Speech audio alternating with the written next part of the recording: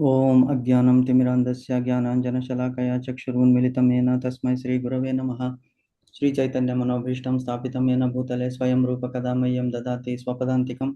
वन्देऽहं श्रीगुरो श्रीयुतपदकमलं श्रीगुरून् वैष्णवांश्च च श्रीरूपं साग्रजातं सहगणरघुनाथान्वितं तं सजीवं साद्वैतं सावधूतं परिजनसहितं कृष्णचैतन्यदेवं श्रीराधाकृष्णपादान् सहगणललिता श्रीविशाखान्वितांश नमो ओं विष्णुपादाय कृष्णप्रेष्ठाय भूतले श्रीमते भक्तिवेदान्तस्वामिनीति नामिने नमस्ते सरस्वती देवी गौरवाणी प्रचारिणी निर्विशेष शून्यवादी पाश्चात्य देशतारिणे वाञ्छाकल्पतरुभ्यश्च कृपा सिन्धुभ्य एव च पतितानां पावनेभ्यो वैष्णवेभ्यो नमो नमः। नमो महावदान्याय कृष्णप्रेमप्रदायते कृष्णाय कृष्णचैतन्यनाम्ने गौरत्विषे नमः। हे कृष्णा करुणा सिंधो दीनबंधो जगतपते गोपेश गोपिका कांता राधा कांत नमोस्तुते तप्त कांचन गौरांगी राधे वृंदावनेश्वरी वृषभानुसुते देवी प्रणमामि हरिप्रिये नीलांचल निवासाय नित्याय परमात्मने बलभद्र सुभद्राय जगन्नाथाय ते नमः। जय श्री कृष्ण चैतन्य प्रभु नित्यानंद श्री अद्वैत गदाधर श्री वासादि गौर भक्त वृंद। हरे कृष्णा कृष्ण कृष्ण हरे हरे हरे राम राम राम हरे हरे। हरे कृष्णा कृष्ण कृष्ण हरे हरे राम राम हरे हरे। हरे कृष्णा कृष्ण हरे राम राम हरे हरे। एकं शास्त्रं देवकी पुत्रगीतम् एको देवो देवकी पुत्र एव च एको मन्त्रस्य तस्य नामानि यानि कर्मस्य एकं तस्य देवस्य सेवा। हरे कृष्णा कृष्ण कृष्ण हरे राम राम हरे हरे। हरे कृष्णा हरे कृष्ण माताजी। ఓకే, సో నిన్న మనము 4th చాప్టర్ 27th శ్లోక చదివాము. దాని గురించి కదా, సో దాని గురించి మనం ఒకసారి బ్రీఫ్గా రివ్యూ చేద్దాము. Then will go to 4.28. So ఏమంటున్నారు 4.27లో, సర్వాణీంద్రియ కర్మాణి ప్రాణకర్మాణి చాపరే ఆత్మ సంయమ యోగాగ్నో జుహ్వతి జ్ఞాన దీపితే. అంటే ఈ యోగ అగ్నిలో ఏం చేస్తున్నాము అనంటే మనస్సు ఇంద్రియము, అదే పంచ జ్ఞానేంద్రియాలు పంచ కర్మేంద్రియాలు మనస్సు బుద్ధి అహంకారం అనేటువంటిది, ఇవన్నీ కూడా మనం సమీకరించి మనము యజ్ఞము, ఏమి యజ్ఞము, ఎన్నో యజ్ఞాలు ఉన్నాయి. నెక్స్ట్ శ్లోకంలో అదే చెప్తాడు భగవంతుడు. How many types of yajnas are there, ఎన్ని యజ్ఞాలు ఉన్నాయి అని చెప్తున్నాడు. సో ఇక్కడ ఏం చేస్తున్నాడు, మనస్సు ఇంద్రియము, ఇంద్రియాలు ఏమిటి, కర్మేంద్రియాలు జ్ఞానేంద్రియాలు మనస్సు, వీటిని నిగ్రహించుకోవాలి. దాని ద్వారా ఏమవుతుంది, ఆత్మానుభూతిని సాధించడంలో అవి తోడ్పడతాయి అన్నమాట. అంటే ఫోకస్, మనము భౌతిక విషయాల నుంచి మరలించి మన మనస్సుని ఆధ్యాత్మికత వైపు, అంటే కృష్ణ భావనామృతం వైపు మళ్ళించినప్పుడు ఎలాగా, బుద్ధిని తర్వాత ఇంద్రియాలని, అదే మనం డిస్కస్ చేశాం కదా, శరీరం అనేటువంటిది ఒక రథం అయితే అందులో ఇంద్రియాలు, మన ఇంద్రియాలు గుర్రాలు, ఆ గుర్రాలని కంట్రోల్ చేసేటువంటిది మనస్సు, అంటే ఆ పగ్గాలు అనమాట. ఆ పగ్గాలను ఎవరి చేతికి ఇవ్వాలి, బుద్ధి చేతికి ఇవ్వాలి. అంటే విచక్షణ జ్ఞానం, ఏది మంచిది ఏది చెడు అని, అంటే ఏ రూట్లో వెళ్ళాలి, ఈ రూట్లో వెళ్ళాలా ఈ రూట్లో వెళ్ళాలా, డెస్టినేషన్ ఎలా వెళ్ళాలి, ఏది సరైన మార్గము అనేటువంటిది బుద్ధి, అదే సారథి అన్నమాట కృష్ణుడు. ఆ రథికుడు ఎవరు, అందులో ఉన్నటువంటి రథికుడు ఎవరంటే ఆత్మ.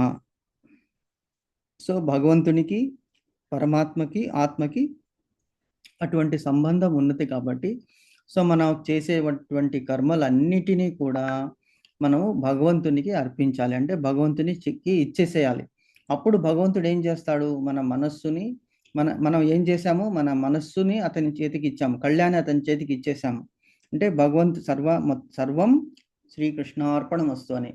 సో ఇంద్రియాలు అప్పుడు ఆటోమేటిక్గా కంట్రోల్లోకి వచ్చేస్తాయి. ఎందుకు, బుద్ధి చేతికి ఇచ్చామంటే, భగవంతుని చేతికి ఇచ్చామంటే, నీకు ఈ పని తగదు, ఇటు ఇటు ఇవన్నీ చూడకూడదు, చూడని దృశ్యాలు, చేయకూడని పనులు, వినకూడని పాటలు, వినకూడని మాటలు, అనకూడని మాటలు, తినకూడని వస్తువులు, అపేయపేయం అభక్ష భక్షం, అవాచ్య వాచ్యం అని అంటారనమాట.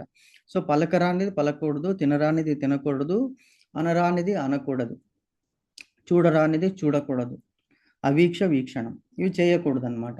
సో అది మనం ఇచ్చినప్పుడు సమస్త ఇంద్రియాలు ఏమవుతాయి, ఆ ప్రాణవాయువుల గురించి నిన్న డిస్కస్ చేసాము. 5 ప్రధాన వాయువులు, ప్రాణ అపాన వ్యాన ఉదాన సమానం అనేటువంటిది, అవి ప్రైమరీ వాయువులు. అవి మన దేహంలో ఎక్కడెక్కడ ఏమేమి పని చేస్తాయి అనేటువంటిది తెలుసుకున్నాము. అలాగే సెకండరీ 5 పంచ ప్రైమరీ వాయువులు, ఉప ప్రాణాలు, పంచ ప్రాణాలు ప్రైమరీ, ముఖ్య ప్రాణాలు అంటారు దాన్ని. ముఖ్య ప్రాణాలు 5, తర్వాత ఉప ప్రాణాలు 5. ఏమిటి? నాగము, కూర్మము, క్రకుర, దేవదత్త, ధనంజయ అనేటువంటిది 5. సో 5 ఎలాగ ఏమేమి చేస్తున్నాయి? సో వీటన్నిటిని మనం తెలుసుకుని మనము మనస్సుని, ఆత్మని నియంత్రించుకుంటే అప్పుడు మనం గమ్యం వైపు వెళ్ళవచ్చు. అప్పుడు మనం చేసేటువంటి కర్మలన్నీ కూడా ఈ మనోనిగ్రహం అనేటువంటి అగ్నిలో మనం చేసే కర్మలన్నీ కూడా మనం అందులో అర్పించినప్పుడు అది యజ్ఞం అవుతుంది అనేటువంటిది నిన్న మనం డిస్కస్ చేసాం. సో ఇందులో ఏమన్నా క్వశ్చన్స్ ఏమన్నా ఉన్నాయా? ఏమన్నా డౌట్స్ ఉన్నాయా మాతాజీ?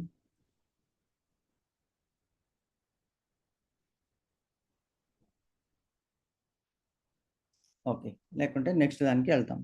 So next Hare Krishna. హరే కృష్ణ మాతాజీ. ఏం క్వశ్చన్స్, ఏం డౌట్స్ కదా మాతాజీ? అంటే చిన్న డౌట్ ప్రభుజీ. చెప్పండి మాతాజీ.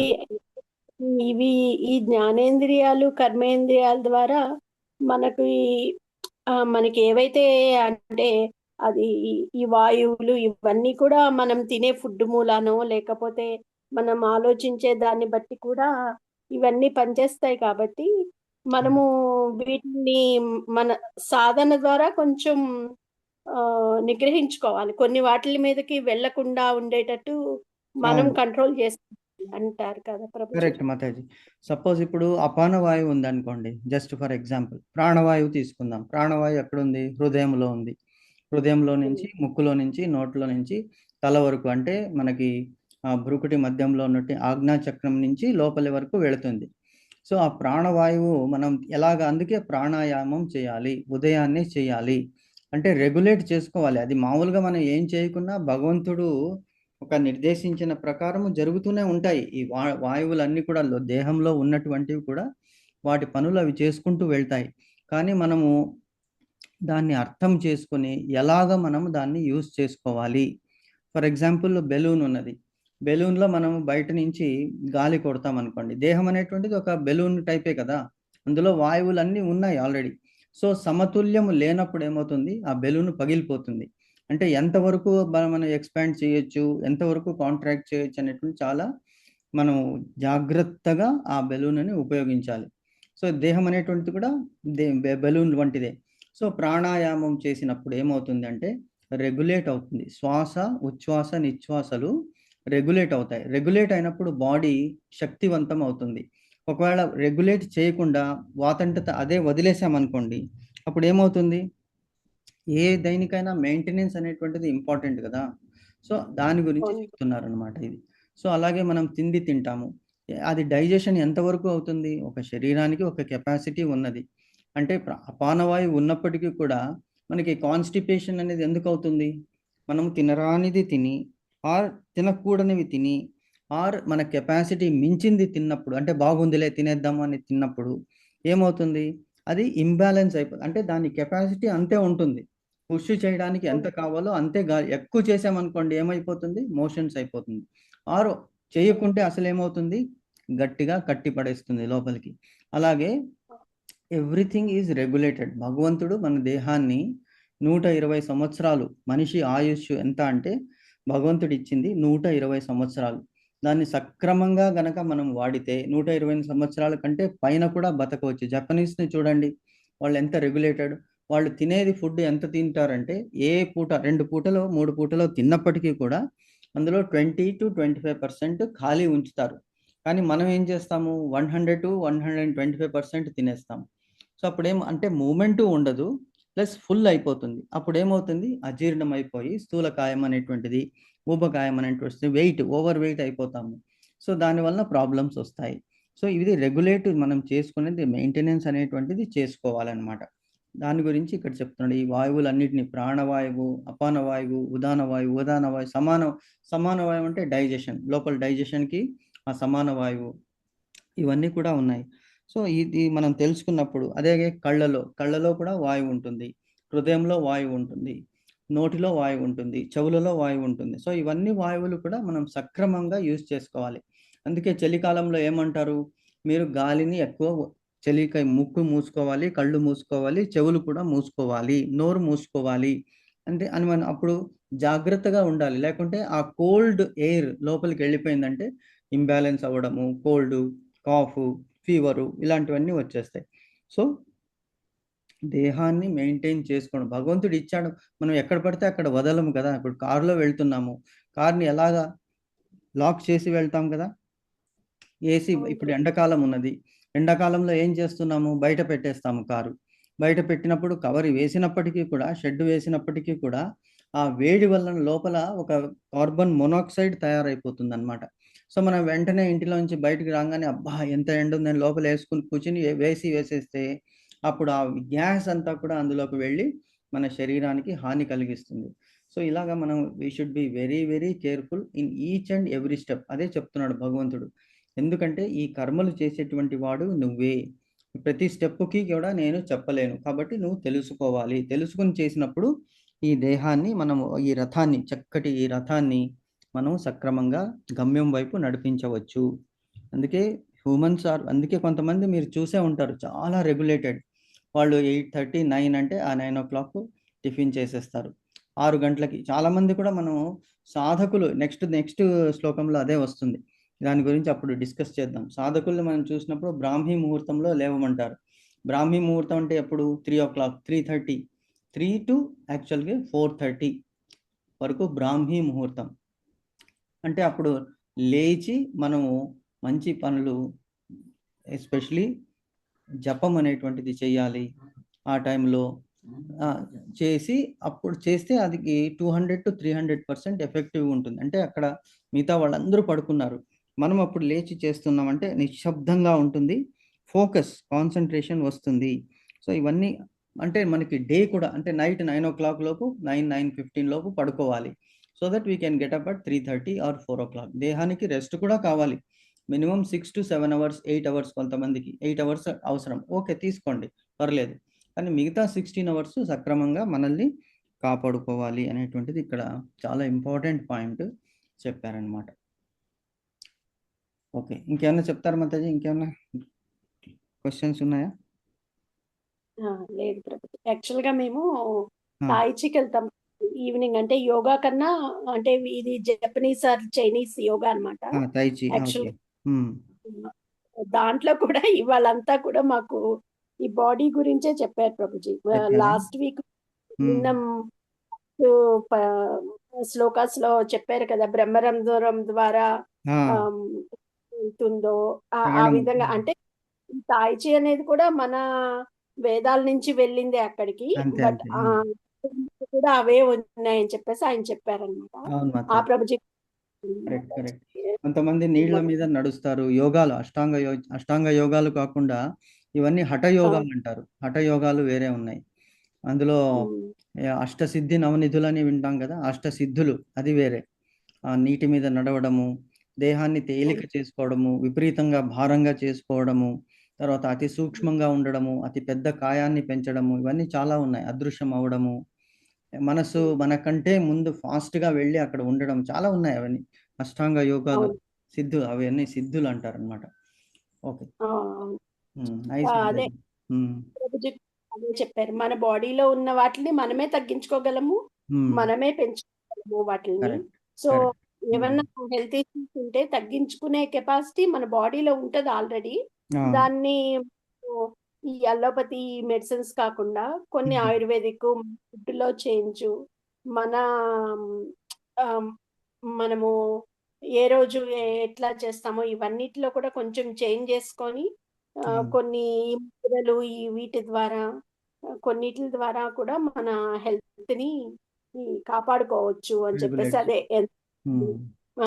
పెరుగుతుంది. మన ఇది కూడా పెరుగుతుంది. మన థింకింగు కొంచెం మంచిగుంచుకోవాలి. మన తినే ఫుడ్ గురించి ఇవన్నీ సేమ్ నిన్న, మొన్న అంతకుముందు చెప్పినవే కంటిన్యూ హ్మ్. అయ్యింది ఓహ్! వెరీ ఆ nice class. Mataji. Nice. So, reinforce అయిందనమాట. ఇంకొక విషయం ఏంటంటే మంచి పాయింట్ తీశారు మీరు. మంచి పాయింట్ చెప్పారు. ఎస్పెషల్లీ భోజనం టైంలో మనం తింటున్నాం. ఎప్పుడైనా తింటున్నప్పుడు ఏం చేసేయాలంటే మొబైల్ పక్కన పెట్టేసేయాలి. అది దాన్ని పక్కన ఉంచుకోకూడదు. TV and mobile we should keep it away. And we should not talk. Dining టేబుల్లో మనం నార్మల్గా ఫ్యామిలీ కూర్చున్నప్పుడు ఏదో డిస్కషన్ వచ్చేస్తుంది, అక్కడే అందరూ కలుస్తాం. కానీ that is very wrong concept. ఎందుకంటే అది తినేటప్పుడు మనం దాని మీద ఫోకస్ ఉండదు. అన్నం పరబ్రహ్మ స్వరూపం. ఏం తింటున్నాము, ఎంతో కష్టపడి వండుతారు.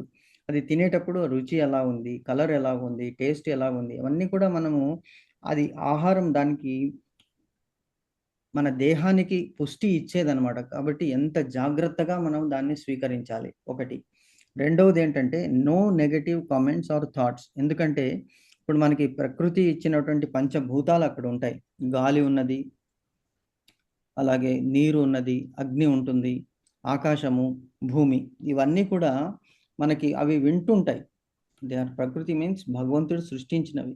So negative thoughts, negative words ఏమంటే మనం నీళ్ళలో అది కలిసిపోతుంది. ఆ థాట్ అదే లోపలికి తీసుకుంటున్నాం.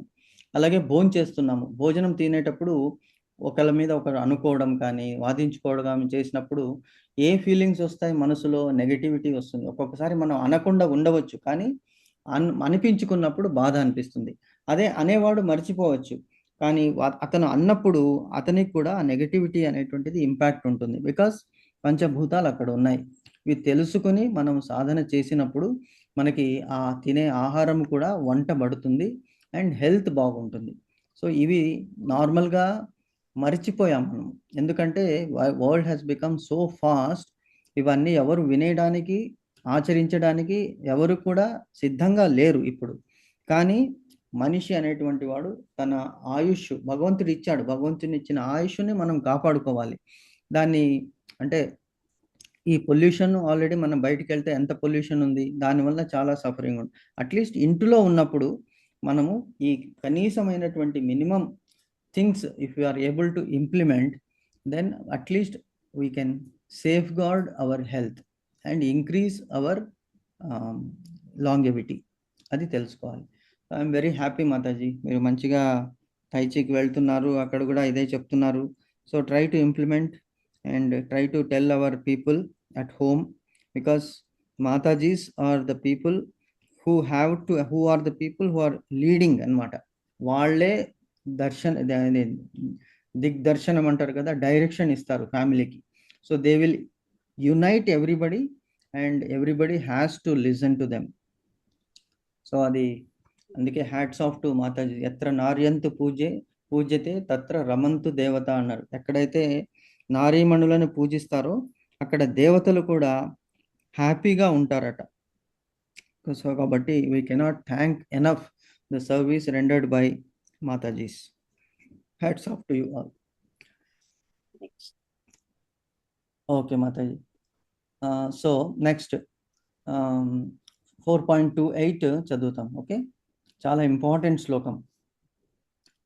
ద్రవ్యయజ్ఞస్తపోయజ్ఞ యోగయజ్ఞస్తథా పరే స్వాధ్యాయజ్ఞానయజ్ఞశ్చ యతయః సంశ్రితవ్రతాః. మళ్ళీ ఒకసారి చదువుతాను. ద్రవ్యయజ్ఞస్తపోయజ్ఞ యోగయజ్ఞస్తథా పరే స్వాధ్యాయజ్ఞానయజ్ఞశ్చ యతయః సంశ్రితవ్రతాః. చదవండి మాతాజీ శ్లోకం. చదవమంటారా ప్రభుజీ? చదవండి మాతాజీ. ద్రవ్యయజ్ఞస్తపోయజ్ఞ యోగాయజ్ఞస్తథా పరే స్వాధ్యాయజ్ఞాన యజ్ఞాశ్చ యతయః సంశితవ్రతాః. ఓకే, వెరీ నైస్ మాతాజీ. మీనింగ్స్ చదువుతాం. ద్రవ్యయజ్ఞాః తమకున్నవాన్ని అర్పించుచు, తపయజ్ఞ తపోనియమములను ఆహుతి చేయువారును, యోగయజ్ఞాః అష్టాంగ సహిత యోగమును ఆహుతి చేయువారును, తదా ఆ విధముగా ఆపరే ఇతరులు స్వాధ్యాయ వేదాధ్యాయమనడి యజ్ఞము, జ్ఞానయజ్ఞాచ జ్ఞానాభివృద్ధిని కూడా, యతయః జ్ఞానవంతులు, సంశిత వ్రతాః కఠిన వ్రతములను చేయువారును. కఠిన వ్రతములను పాటించుచు కొందరు తమ సంపదలను అర్పించుట ద్వారా మరికొందరు తీవ్ర తపో నియమములను ఆచరించుట ద్వారా, అష్టాంగ యోగ విధానమును అనుసరించుట ద్వారా, లేదా దివ్య జ్ఞానాభివృద్ధికై వేదాధ్యాయమును నొసగించుట ద్వారా జ్ఞాన ప్రకాశమును పొందుదురు. ఓకే, హరే కృష్ణ. ఫస్ట్ ఇది మీనింగ్ చదివాము, తర్వాత తాత్పర్యం అర్థం చేసుకుని తర్వాత మనం భాష్యానికి వెళ్దాం, భావార్థానికి. సో ద్రవ్య యజ్ఞ, అక్కడ ఇలాగ వర్డ్స్ వి షుడ్ డివైడ్. ద్రవ్య యజ్ఞము, తర్వాత తపో యజ్ఞము. ద్రవ్య యజ్ఞ తపో కాదు, ద్రవ్య యజ్ఞాస్, తర్వాత తపో యజ్ఞ. సో ద్రవ్య యజ్ఞం అనేటువంటిది తపస్సు అనేటువంటి యజ్ఞము, యోగము అనేటువంటి ఒక యజ్ఞము కూడా ఆపరే ఇతరులు అన్నమాట. స్వాధ్యాయ జ్ఞాన యజ్ఞాశ్చ, స్వాధ్యాయం అనేటువంటిది ఒక యజ్ఞం. అదే వేదాధ్యయనము, వేదాలని అధ్యయనం చేస్తారు, వేదాలని రోజు చదువుతారనమాట.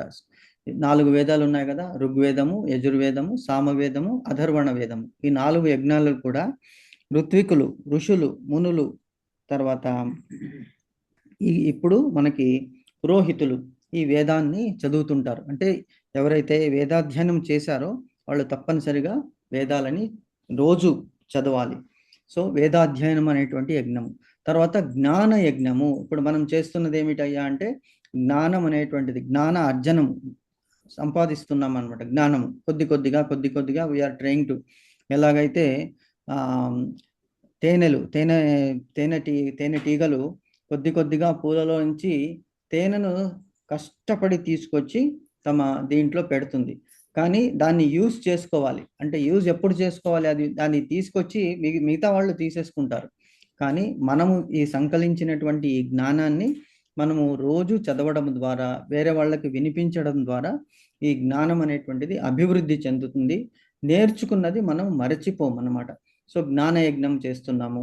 సో తర్వాత ఇంకోటి ఏమిటి? స్వాధ్యాయ జ్ఞాన యజ్ఞాశ్చ యతయ సంశ్రిత వ్రత, కఠిన వ్రతాలు చేస్తుంటారనమాట జ్ఞానవంతులు. యతయ అంటే జ్ఞానవంతులు, సంశ్రిత వ్రతాహ కఠిన వ్రతాలు చేయవారు. ఏమిటి అని ఒక్కొక్కటి ఇప్పుడు మనము చదువుకుందాం, డిస్కస్ చేద్దాం ఏమిటనేటువంటిది. సో ఆల్రెడీ మనం అందరూ చేస్తున్నాము, కానీ కఠోరమైనటువంటి వ్రతాలు ఏమున్నాయి అది కూడా యజ్ఞము కిందనే పరిగణిస్తారనమాట. ఎలాగా? కఠిన వ్రతములు చేపట్టి కొందరు కఠిన వ్రతములు అంటే ఏంటి? భాగవతంలో చెప్పారనమాట. మనిషికి సంపాదనలో 1/5 దానాదులు చెయ్యాలి. 20%, 100 రూపీస్ సంపాదిస్తే 20 రూపీస్ మనం దానానికి వెచ్చించాలి, దానం చేయాలి. 20% మనము ఇన్వెస్ట్మెంట్ గురించి పక్కన పెట్టాలి. 20% తన ప్రయోజనానికి వాడుకోవాలి. 20% తన ఫ్యామిలీకి. ఇంకొక 20% ఏం చేయాలి అంటే ట్యాక్సెస్కి కానీ మిగతా ఇన్వెస్ట్మెంట్స్కి కానీ అది ఇన్వెస్ట్ చేయాలి, ఫ్యూచర్ గ్రోత్ పర్పస్ అన్నమాట. సో ఇలాగా చేసేటువంటి ఏం చేస్తున్నారు అంటే సంపదలు, మనకు వచ్చే సంపదలను ఏం చేస్తున్నాము? దానం చేస్తున్నాం. మరి అందరూ చేస్తున్నారంటే వీలైతే ఎవరికి వీలవుతుందో వాళ్ళు తప్పనిసరిగా ఈ దానాలు అనేటువంటిది చేస్తారు. దానం చేస్తే అది ఎలాగా యజ్ఞం అవుతుంది అంటే, మనం డబ్బు సంపాదించాలి అంటే చాలా కష్టపడాలి. డబ్బు ఊరికే రాదు కదా, కష్టపడితేనే డబ్బులు వస్తాయి. అంటే ఎలా కష్టపడుతున్నాము? మేబీ ఫ్యామిలీ నుంచి దూరంగా వెళ్తున్నాము, ఎందుకంటే ఉన్న చోటనే ఎవరు ఉద్యోగాలు బిజినెస్ చేసుకోలేరు, దూరం వెళ్ళాలి. ఉన్న ఊళ్ళలోనే ఉన్నా కూడా పొద్దున్నే మనం చూస్తున్నాము 5 గంటలు, 6 గంటలకి, 7 గంటలకి ఫస్ట్ వెళ్ళి షాప్ ఓపెన్ చేయాలి. చేసినప్పుడు మనకి కస్టమర్స్ వస్తారు. అంటే సాక్రిఫైస్ చేస్తున్నాము, నిద్ర సాక్రిఫైస్ చేస్తున్నాము. సో అక్కడ మన టైం కూడా మనం వెచ్చిస్తున్నాము. సో దానివల్ల మనకి డబ్బు అనేటువంటిది వస్తున్నది. So we are doing some sacrifice. ఆ వచ్చిన డబ్బు అంటే మన శ్రమ ద్వారా, మన టైం వెచ్చించడం ద్వారా వచ్చినటువంటి డబ్బు అంతా మనకే కాదు, అందులో ఒక 20% మనము దానం ఇస్తున్నాం. So that means that becomes తపస్సు, ఒక యజ్ఞం అయిపోతుంది అది. ఎందుకు? నువ్వు సంపాదించినటువంటి ఆ పుణ్యంలో 20% నువ్వు వేరే వాళ్ళకి ఇస్తున్నావు అంటే ఆ 20% పుణ్యం మనకి వచ్చినది. అది నెక్స్ట్. మరికొందరు ఏం చేస్తున్నారు? కఠిన తపో నియమాలను ఆచరిస్తున్నారు. ఎలాగా? తపస్సు చేస్తున్నారు. మనం చూసాము ఎలాగా. ఈవెన్ ఫర్ ఎగ్జాంపుల్ హిరణ్యకశిపుడు తీసుకోండి. హిరణ్యకశిపుడు ఏం చేశాడు? 10,000 సంవత్సరాలు కాలి బొటన వేలి మీద నిలబడ్డాడు. బొటన వేలి చివర, అసలు కాలు మీద ఒంటి కాలుతో నిలబడ్డమే కష్టము. అతను ఏం చేశాడు, ఒంటి కాలు మీద ఆ బొటన వేలు మీద నిలబడి తపస్సు చేశాడు. అన్నాహారాలు మానివేశాడు. అప్పుడు ఏమైందంటే మొత్తం ఆ తపస్సు అంటే ఆ అగ్ని వలన 3 లోకాలు దగదగ మండుతున్నాయన్నమాట. అంటే ఎవరు అసలు ఆ అగ్నిని భరించలేకపోతున్నారు. అప్పుడు బ్రహ్మదేవుని దగ్గరికి వెళ్ళి దేవతలందరూ మొరపెట్టుకుంటే అప్పుడు భగవంతుడు సరే ఉద్ధరిస్తానని చెప్పి అవతారం తీసుకుంటాను నేను అని అవతారం తీసుకోవడానికి సిద్ధమయ్యాడు, నరసింహ అవతారం. సో అది కూడా అంటే తపో నియమాలను పాటిస్తారు. మరి ఈ కలియుగంలో ఎలా చేస్తున్నారంటే ముందు చెప్తాడు, ఎన్నెన్నో కఠినమైనటువంటి వ్రతాలు ఉన్నాయి. ఈవెన్ ఫర్ ఎగ్జాంపుల్ కఠిన వ్రతంలో మనకి ఏకాదశి వ్రతం కూడా ఒకటి ఉన్నది. మనకి వేరే ఏ వ్రతము చెయ్యకపోయినా ఏకాదశి వ్రతము నెలకి 2 సార్లు, ఒకటి శుక్లపక్షము వస్తుంది, ఇంకొకటి కృష్ణపక్షంలో వచ్చేటువంటి ఏకాదశి, అంటే ఇయర్లీ 24 డేస్. మనం ఏం చేయాలి, 12 నెలల్లో ఒక్కొక్క నెలకి 2 ఏకాదశి వ్రతాలు వస్తాయి. సో అందులో కొంతమంది ఏం చేస్తారు, అన్నము తినరు, అంటే ధాన్యాలని తినరు, రైస్ కానీ వీట్ కానీ ఇవి తినరు. మళ్ళీ ఏం చేస్తారు, పాలు పళ్ళు తీసుకుంటారు. ఎందుకు కొంతమందికి ఉపవాసం ఉండడం కుదరదు. యాక్చువల్గా ఇదేం చెప్పారు శాస్త్రాల్లో, ఏం చెప్పారంటే 8 సంవత్సరాల లోపు ఉన్న వాళ్ళు, తర్వాత 80 సంవత్సరములు దాటిన వాళ్ళు, 8 ఇయర్స్ బిలో, 80 ఇయర్స్ అబోవ్, వీళ్ళు ఈ ఏకాదశి వ్రతం నుంచి ఎగ్జామ్టెడ్. ఎందుకంటే చిన్న పిల్లలు, తర్వాత వృద్ధులు ఇది చేయకపోయినా పర్లేదు. కానీ all those in between 8 years to 80 years మధ్యలో ఉన్నటువంటి వాళ్ళు ఏకాదశి వ్రతాన్ని తప్పకుండా ఆచరించాలి అని చెప్పారు. కొంతమంది ఏం చేస్తారు, పళ్ళు పాలు తీసుకుంటారు, ఓకే. కానీ శాస్త్రాల్లో ఏం చెప్పారంటే నిర్జలమైనటువంటి ఏకాదశి వ్రతాన్ని ఆచరించాలి. Not just on the Ekadashi day. ఇది యాక్చువల్లీ 3 రోజుల వ్రతము. అంటే ఏకాదశి రోజు సాయంత్రం, దశమి రోజు, దశమి, ఏకాదశి, ద్వాదశి, ఈ 3 రోజుల్లో దశమి రోజు మధ్యాహ్నం భోజనం చేసిన తర్వాత ఇంకా రాత్రి అసలు వీలైతే ఏమీ తీసుకోకూడదు. కానీ కొంతమందికి వీలు అవ్వదు, సరే పలహారం తీసుకోవచ్చు. అంటే అప్పుడు తీసుకున్న పలహారము మళ్ళీ నెక్స్ట్ ఏకాదశి రోజు మొత్తము నిర్జలం, అంటే వాటర్ కూడా తీసుకోకూడదు. నెక్స్ట్ డే 12th అంటే ద్వాదశి రోజు 8 o'clock లోపు పారణి టైం ఉంటుంది. అప్పుడు ఆ ఏకాదశి వ్రతాన్ని బ్రేక్ చేయాలి, అంటే అప్పుడు ఆహారాన్ని స్వీకరించాలి. ఈవెన్ నీళ్లు కూడా తీసుకోకూడదు. 12వ రోజు అంటే 12th అంటే ద్వాదశి నాడు నీళ్లు తీసుకున్నా కూడా అది ఆహారం స్వీకరించినట్లే. అంబరీషుని కథలో మనకి తెలుస్తుంది, ఈ విషయం వస్తుంది. సో అంటే ఆల్మోస్ట్ 36 అవర్స్, అంటే దశమి రోజు 8 గంటల లోపు తీసుకున్న ఆహారము, నెక్స్ట్ డే 8 o'clock అంటే ఏకాదశి 8కి 24 అవర్స్, ఆ ఏకాదశి నైట్ 8 o'clock నుంచి మళ్ళీ ద్వాదశి రోజు 8 AM అంటే 36 అవర్స్ దేహానికి ఒక్క చుక్క నీరు కూడా ఇవ్వకుండా దేహాన్ని తప్పింప చేయాలి. ఇది చాలా కఠినమైనటువంటి వ్రతము. చాలామంది చేస్తారు, ఇస్కాన్లో కూడా మనం చూసాము, చాలామంది చేస్తారు. కొంతమంది సాము చావల్ అంటారు. సాము చావల్ అంటే కొంతమంది ఇంకొకటి, అది ఒక బేసిన్ ఒకటి దొరుకుతుంది, అది అంటే కొంతమంది ఆపుకోలేరు అనమాట ఆకలిని. ఓకే, సో కొన్ని నియమాలని చెప్పారనమాట, ఏమేమి తినకూడదు, ధాన్యాలు తినకూడదు, అవన్నీ తినకూడదు అని చెప్పారనమాట. ఎందుకంటే ధాన్యాలు తినడం వల్ల విపరీతమైనటువంటి ఏకాదశి వ్రతము చేసినట్టు కాదు అంటారనమాట. సో కఠిన నియమాలు. కొంతమంది ఏం చేస్తారంటే భీష్మక వ్రతము అని చేస్తారు, అంటే 5 రోజులు ఉపవాసము అని చేస్తారు. సో ఇవన్నీ కఠిన వ్రతాలు. 5 అసలు ఒక రోజే మనం చేయలేము, 5 రోజులు ఎలాగ కంటిన్యూ చేస్తారు అంటే వాళ్ళు దేహాన్ని దండిస్తారనమాట. అంటే they are able to control their body, they are able to control their senses, they are able to control their mind. ఏమీ కాదు. నేను ఒక్కొక్కసారి 2 ఏకాదశులు వచ్చేస్తాయి, ఆ 2 ఏకాదశులు కూడా చేసేటువంటి వాళ్ళు చాలా మందిని మనం చూసాం. కానీ ఇది ఘోరమైనటువంటి 5 రోజులు అన్నం తినకుండా ఉండడం అనేటువంటిది, ఆహారం స్వీకరించకుండా ఉండేటువంటిది చాలా కష్టం. అదే భీష్మ పంచక వ్రతము అంటారనమాట. ఇలా భీష్మ పంచకం అవుతుంది, విష్ణు పంచకం అనేటువంటిది ఒకటి ఉంది. సో కఠిన తపో నియమాలను ఆచరిస్తారు వ్రతాలు. తర్వాత అష్టాంగ యోగ పద్ధతి అని ఇక్కడ చెప్తున్నాడు.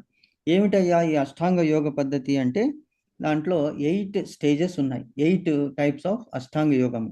సో ఫస్ట్ యమ నియమ. యమము అంటే దాన్ని కంట్రోల్, నియమము అంటే కంట్రోల్, యమ అంటే చేయకపోవడం. అది ఏమిటనేది డిస్కస్ చేద్దాం. So first let me give you. Hare Krishna. ఏమైనా చెప్పారా మాతాజీ?